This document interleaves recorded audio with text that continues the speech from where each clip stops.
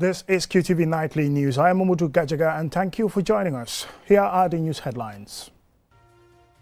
At a press conference on Tuesday, the Department of Physical Planning and Housing, in partnership with the Ministry of Information, Media and Broadcasting Services, provided an update on the ongoing demolition of what they termed illegal structures within the Sukuta Salaji layout. The All Africa Conference of Churches, AACC, in partnership with the Methodist Church of the Gambia, MCTG, kicked off a three-day conference aimed at raising awareness about gender-based violence and its link to irregular migration. Officials from the Gambia Tourism Diversification and Resilience Project and the Ministry of Tourism presented the final report on the assessment of river jetties, their tourism capacity and development options.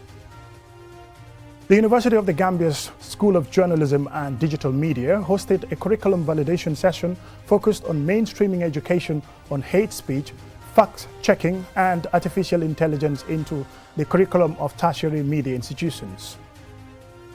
In international news, a long-awaited trial of Michael Sankoria, an alleged former member of the Gambian death squad called the Junglers, began on Monday in a United States federal court in Denver, Colorado. Those were the news headlines. Now the news in detail.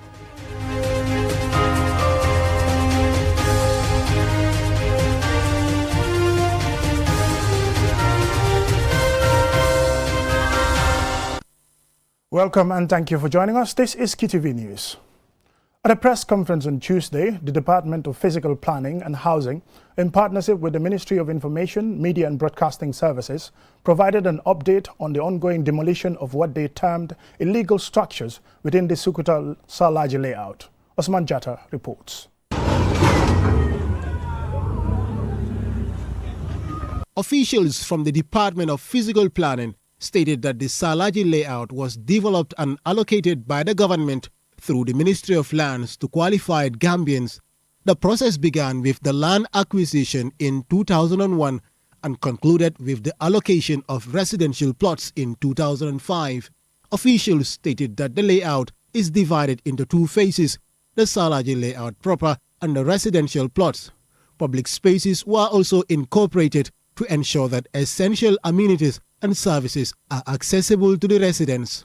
Modu Tal is the admin DPS at the Ministry of Lands. After numerous complaints lodged of the Ministry of Lands by allottees about the illegal developments of their allocated plots and public spaces reserved by other individuals, coupled with several interventions made by the Ministry of Lands and its departments to curb the encroachments, the Ministry has now resorted to undesirable options to demolish all encroachments and illegal developments within the layouts. Physical planning officials also revealed that the Ministry of Lands has made several efforts to curb encroachments and halt unauthorized constructions on the site. DPS Tal further explained the long-standing challenges faced in the Salaji layout. Encroachments within the Salaji layouts have been a great challenge for the Ministry of Lands and Regional Government for quite a while now. Both the public spaces created serve as amenities and services within the layout and the residential plots already allocated by government have not been spared. Public spaces reserved for specific purposes were demarcated by individuals and sold as residential plots. Access roads were blocked. An independent investigation led by the Gambia Police Force was also conducted, resulting in a report with recommendations that have been acknowledged by the Ministry of Lands.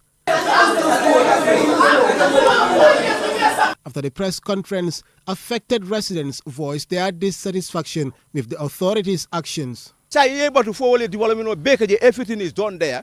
After developing our houses, laying blocks, digging foundations, and settling in with our families, just 2 days before Korite Eid, you demolish everything. Is that fair? Are we not Gambians?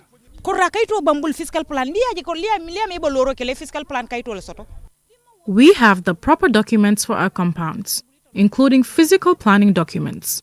You can't build without them, and you can't even apply for electricity and water without the correct paperwork. I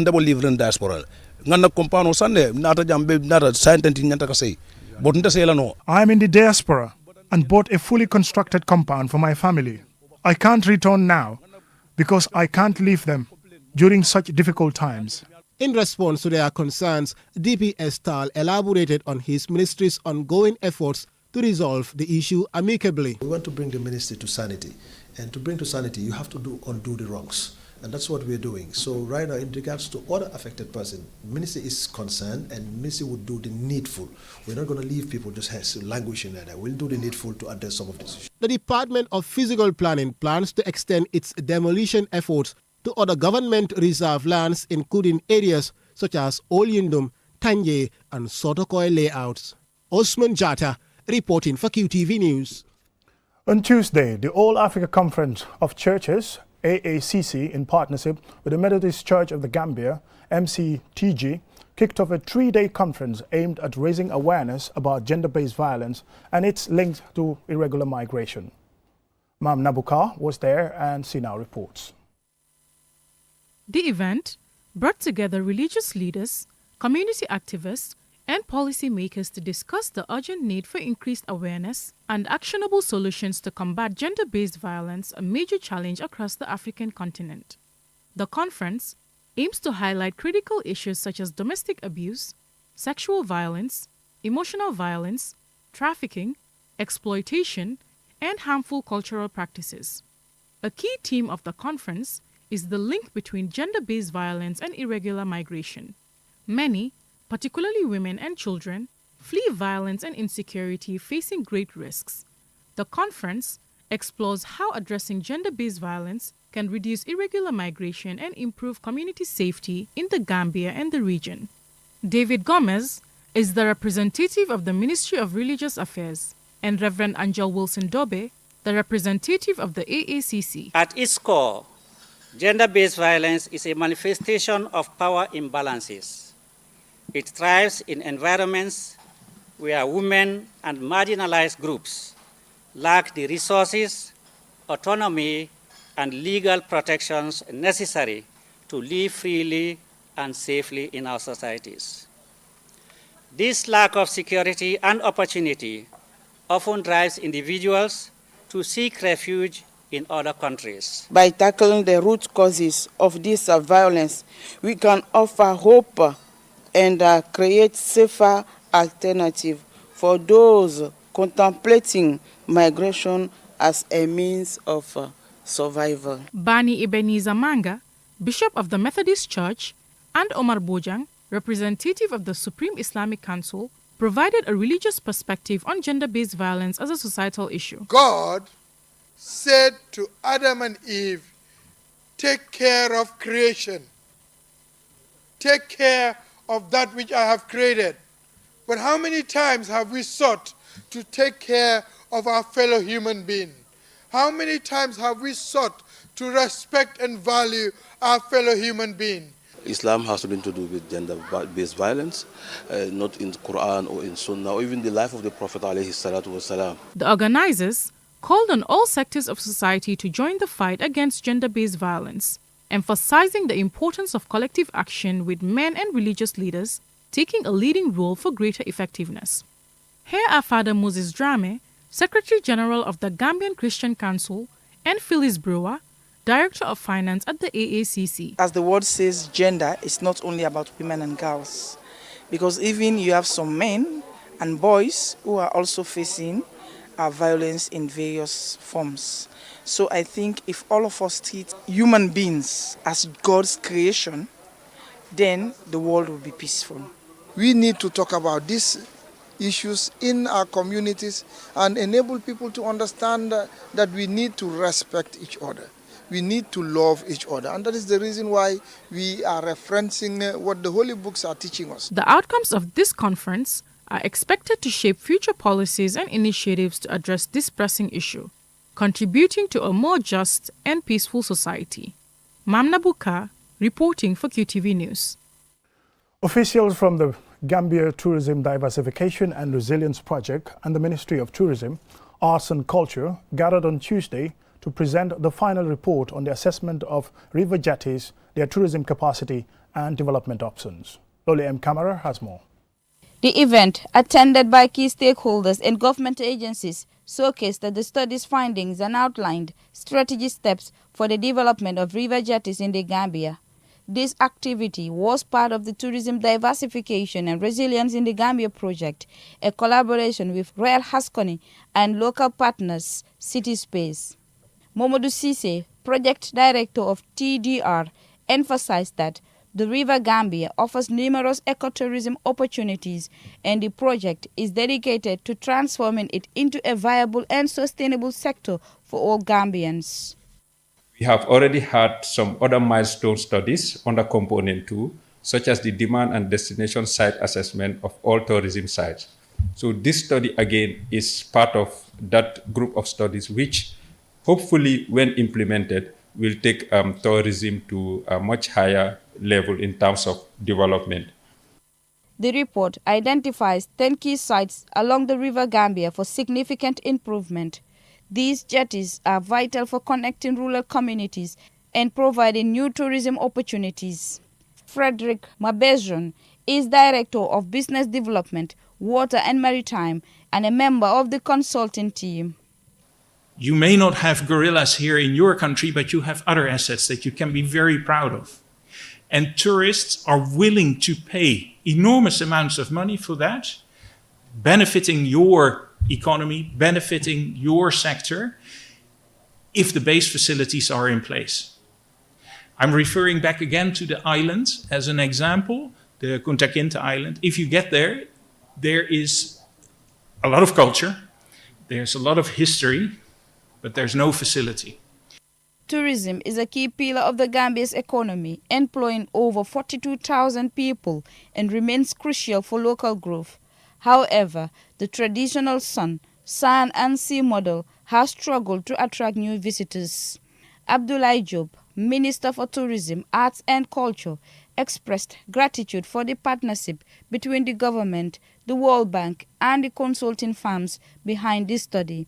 He highlighted the River Gambia as a valuable, underutilized resource with potential to drive new growth in the tourism sector. The Gambia has something very special. We have the assets, we have the waterway, we have the culture, and we have the nature. Let's not wait for somebody else to do it for us. It is for us to do it for ourselves.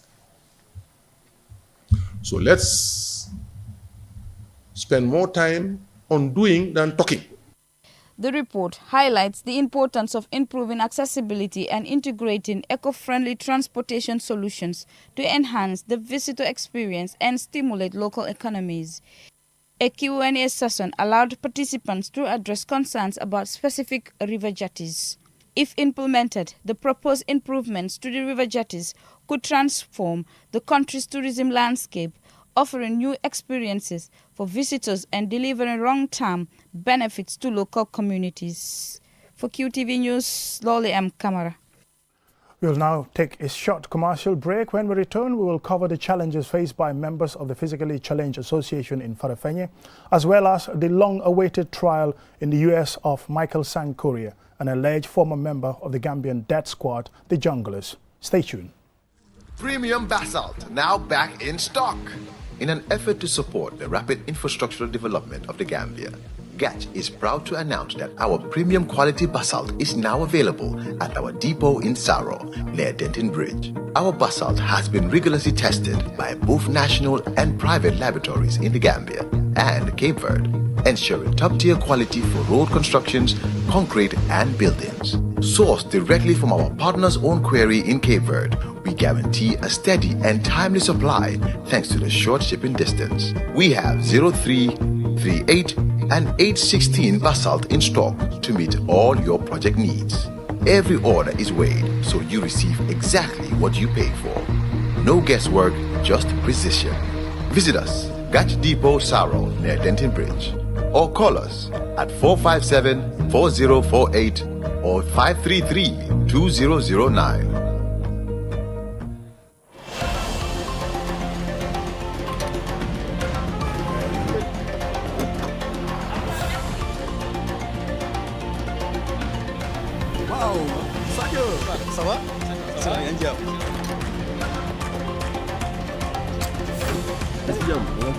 Oryx, with you all the way.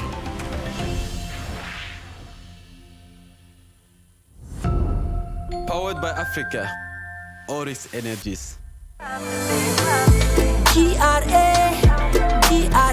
It is that time of the year again. The annual Taxpayers Award ceremony is back. The GRA will hold the 7th edition of the Taxpayers Appreciation and Award Ceremony on Saturday, April 12, 2025, and this time at the Coco Ocean Hotel Resort, commencing at 7 p.m. The awards is dedicated to our esteemed and valued taxpayers who consistently pay their taxes and duties on time, file their returns, present original and authentic customs documents, present accurate declarations with the right tariff and classification, and comply with the provision of the revenue laws. This grand and spectacular ceremony will be graced by His Excellency the President of the Republic of the Gambia, Mr. Adama Barrow, Cabinet Ministers, senior government officials, members of the business community and development partners. A memorable night is assured in this year's award ceremony. Remember, GRA is your GRA. GRA is our GRA, collecting revenue for national development. GRA.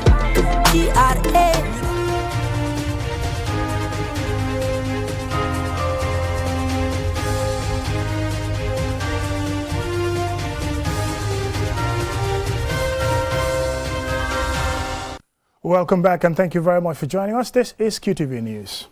The University of the Gambia School of Journalism and Digital Media hosted a curriculum validation session on Monday focused on mainstreaming education on hate speech, fact-checking, media and disability, and artificial intelligence into the curriculum of tertiary media institutions in the Gambia. More in this report. The new curriculum is designed to equip future journalists with the tools to combat hate speech, misinformation and disinformation through the power of the media. As artificial intelligence is increasingly used to spread false information, particularly in politics, this curriculum aims to tackle these emerging challenges.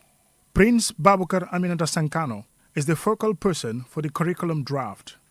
So we want to make sure that all representatives of society, all stakeholders, are well equipped in using the artificial intelligence tools, to carry out, with their communication, to participate in our political discourse, to also make informed decisions. So if they don't know how to use the tools, they can be susceptible to abuse. And that's why the course is coming. It will offer, and anybody who wants to come and do the training, either is it a certificate or a diploma program, you'll come. So after the validation, we intend to go into full implementation.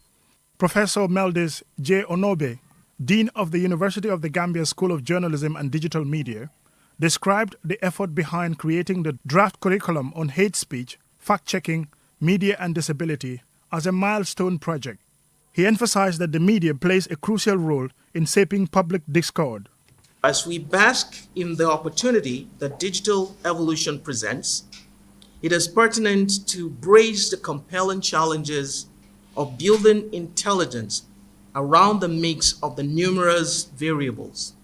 To my mind, we ought to systematize learning around interventions and schemes essential in equipping our students with the skills and knowledge to navigate these challenges so as to promote a culture of peace and respect for sustainability and development in the Gambia. Disinformation often appeals to people's emotions and biases, drawing them in and influencing public opinion. It can spread rapidly to a wide audience, particularly through social media. On the other hand, hate speech has the potential to incite conflict if left unchecked.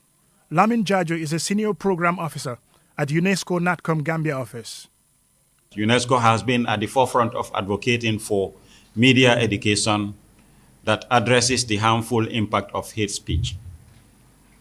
The organization has developed various educational frameworks and policies aimed at helping media professionals, educators, and the public to understand and combat the spread of harmful speech. The United Nations Peace Building Fund is one of the key partners supporting the curriculum. Golda Kang, coordinator at the UN Peace Building Fund Secretariat, stated that the curriculum was developed under the auspices of the Infrastructure for Peace project, which focuses on social cohesion. This curriculum today is not just about training future journalists. At least for us, it's not. It is about equipping future journalists with the tools to report responsibly, to uphold ethical standards, and to contribute to a society that values truth, dialogue, and peaceful coexistence. Although disinformation is an old-age concept, it now has the potential to spread faster and further through social media and online communication platforms like WhatsApp. It takes many forms, including fabricating new content, manipulating existing content, and impersonating trusted sources. Mumudu Gajaga, QTV News. Now, members of the Physically Challenged Association in Farafenni have shared insights into their association's plans and the challenges they faced since its formation in the North Bank region. This report by Dawn Williams is narrated by Aissatou Bari. People with disabilities, especially those from underprivileged families, face numerous challenges in our society. However, with the necessary support, they can lead a normal life, continue their education, and provide for themselves and their families. Musa Keba is a physically challenged student at Farafenni Senior Secondary School, living on the outskirts of Farafenni. He said he struggles with mobility and the challenges he faces daily. But this bike is all now because this bike I have lot problem because this bike without this boy I don't able to come here. This bike is all now. Since I'm going to school, my primary school grades 1 up to now grade 11. I don't have other bike because this bike I suffer a lot because it's not this boy. I don't able to come here. I'm living in Jamogele. Jamogele is very far. Usman Saidi is the president of the Physically Challenged Association in Farafenni. We face a lot of challenges because then I was not aware of this type of challenges. But presently, since I joined the people with disability, I have seen a lot of challenges. First, the discrimination is high. In fact, I will tell you a little scenario about yesterday. One of our colleagues who is blind, totally blind, he came and then meet me at somewhere. He told them, Assalamu alaikum, 2 times. Nobody want to respond. I get annoyed. I told him, why can't you respond to this man? Because when he says Assalamu alaikum, tell him Walaikum salam. If you have something to give him, you give him. If you are told you have nothing to give him, today I don't have anything to give you, then he will find his way. Momoduba, the second vice principal, a teacher, and a community member, spoke highly of Musa Keba's performance at the school. Of our school, Farafenni Senior Secondary School, and he is physically challenged. He uses a wheelchair to come to school.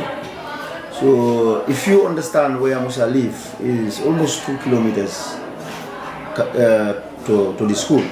And every day Musa will use his wheelchair, use these sandy roads to come to school and go home. So he's very, very determined, he's very enthusiastic, and he really loves education. If he was not determined, I know it's not everybody that can do what Musa is doing. You know, use the wheelchair from your home 2 kilometers away from the school. That is only a determined student that can do that. So I think Musa deserves help. Usman Saidi and Musa Keba expressed their gratitude to the public for their support and appealed for continued assistance, particularly for mobility aids, as well as for the support for the association and their education. Aissatou Bari, QTV News. Up next now is international news.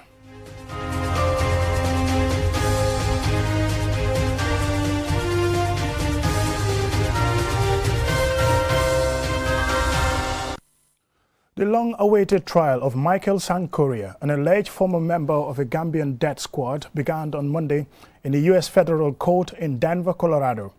Korea is facing charges of torture and constitutional violations related to torture under the U.S. Torture Act.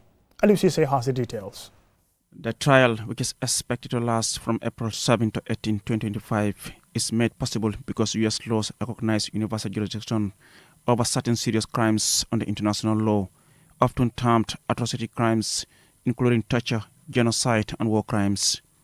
Universal jurisdiction allows for investigation and prosecuting these crimes no matter where they were committed and regardless of the nationality of the suspects or victims. Michael Korea's trial was originally scheduled to start on September 16, 2024. However, on September 11, the presiding judge postponed the trial until this year, following a defense motion seeking delay to slow the defense to take depositions from 2 witnesses in the Gambia. The trial, the third of its kind in the United States, is part of ever-increasing efforts to use universal jurisdiction to ensure that victims of the most heinous crimes, including those committed under President Yahya Jammeh's rule, have additional pathways to justice. Korea is charged with 6 counts of torture under the U.S. Torture Act and 1 count of conspiracy to commit torture following a failed coup attempt against Yahya Jammeh, who now lives in exile in Equatorial Guinea. Many of the human rights violations were brought to light during the hearings of the TRRC, which was set up in 2018. Several victims, including Tamsir Jasseh, are also in the United States to testify during the trial. According to Gambian journalist Flex Dan of Askanwi Media, who is also in the United States to cover the trial, Korea appeared in court wearing a black suit and white shirt with dreadlocks, glasses, and a partially white beard, presenting a striking contrast to widely circulated older images of him. No recent court photos have emerged due to strict restrictions on photography in the courtroom. Reporting for QTV News, I am Aliou Cissé. Well, I'm afraid that's it for QTV News tonight. Thank you very much for watching, but don't forget to join us again at 10.